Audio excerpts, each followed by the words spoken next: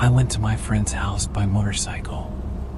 It was my first time going to their house, and since it was in the countryside, there were few people and landmarks, but I was able to find it without getting lost. It was a simple route that could be described as almost a straight road, so I thought I could go back without getting lost. However, since it was a country road and the visibility would be poor if it got dark, I had planned to go back early.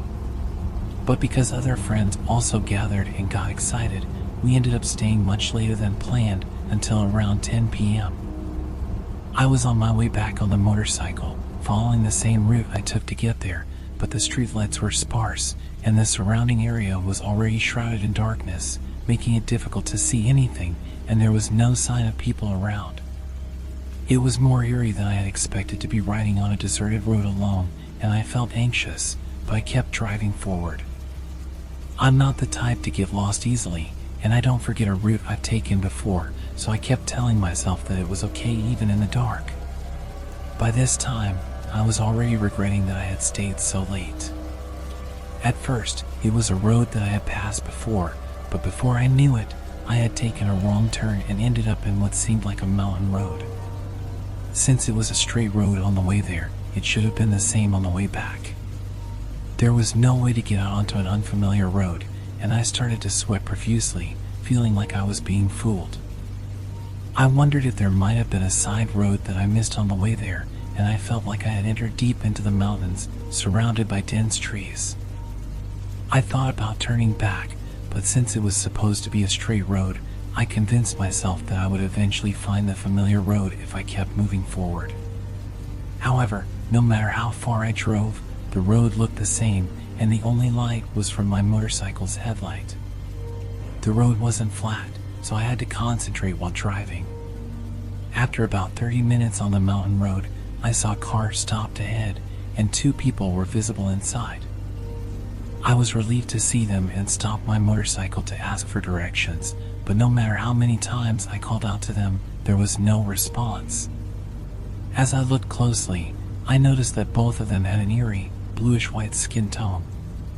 Realizing something was wrong, I became terrified and quickly jumped back on my motorcycle. Inside my mind, I was repeatedly praying and shouting, "Hurry up and get home. Hurry up." Soon after, I saw a figure walking in the distance. After what happened earlier, I couldn't even believe that it was a human, and I couldn't stop sweating.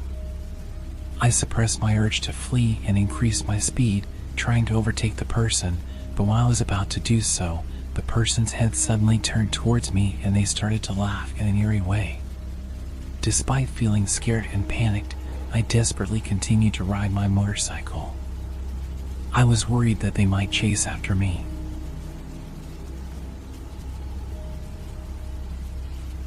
This is a story from when I was a student attending a certain university. I was living alone near the university, and despite being a student, I owned a foreign car and was quite mischievous. I didn't have a girlfriend, but there was a girl who I was interested in, and I invited her on a date in hopes of winning her over. She agreed to the date, and when we discussed where to go, she suggested a place in the mountains where the night view was beautiful. It was a somewhat famous spot. It was just the 2 of us enjoying the beautiful night view. And, as is typical for men, I hoped for a first kiss in that situation. I was excited as the day of the date approached. When I met up with her, I played upbeat music in the car and we headed to the location. We drove from the central area of N to the G direction, and for a while, there were many cars passing by on the national highway. However, as we approached the mountains, the number of cars on the road decreased. I don't remember which national highway it was, but we drove through a 1-lane road with no shops and sparse streetlights along the side of the road. It was already dark, and if we turned off the headlights, it would be completely dark. However, the conversation with the girl inside the car was lively, contrary to our surroundings. Suddenly, I noticed that the light was reflecting in the rearview mirror, and it seemed that a car was coming from behind. It was nothing out of the ordinary, but since there was no one else around in the darkness, the light from the headlights shining from behind somehow made us feel relieved that there were people nearby. However, suddenly, the light disappeared. I thought it was strange since there was only one road, and there were no side roads. I told the girl that the car following us disappeared, but we didn't think too much about it and continued our lively conversation. As the conversation came to a lull, we both began to feel uneasy, especially since it was pitch black outside. The road where we turn right and enter the spot is coming up soon. Once we turn there, will be our destination, said the girl, trying to dispel the fear in the air with her bright voice. Finally, we found the road and turned right onto the national highway. However, the streetlights disappeared and the asphalt pavement ended halfway, and we were on a bumpy road. We stopped the car and asked each other, what should we do? The tension we had before had disappeared, and now we were both enveloped in fear. However, since we had come all the way there, we decided to go to the spot where we could see the night view by leaving the car where it was and walking. I honestly thought, is there really a place where you can see a beautiful night view in a place like this? But after a few minutes of walking, we found the spot. The next day, when I told my friend about the incident, I learned a shocking fact.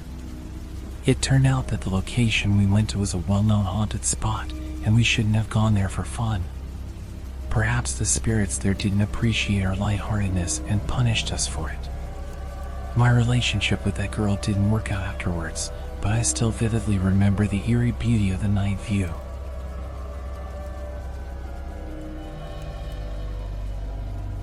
I was driving home from a friend's party. The rain was coming down hard, making it difficult to see the road ahead.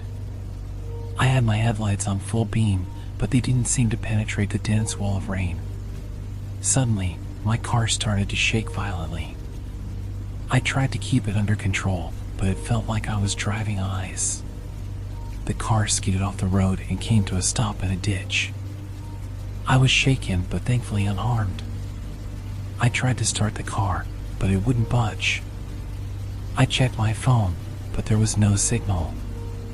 I knew I needed to find help, so I started walking down the road in the direction I thought the nearest town was. The rain was still coming down hard, and I was soaked to the bone. I walked for what felt like hours until I finally saw the lights of a police station in the distance. Relieved, I ran towards the station, hoping to find help. But as I got closer, I saw that something was wrong. The lights were flickering, and the windows were shattered. I hesitated for a moment, but I was desperate, so I pushed open the door and stepped inside. The station was deserted, and there was a strange smell in the air. I called out, but there was no response. I searched the building, but it was empty.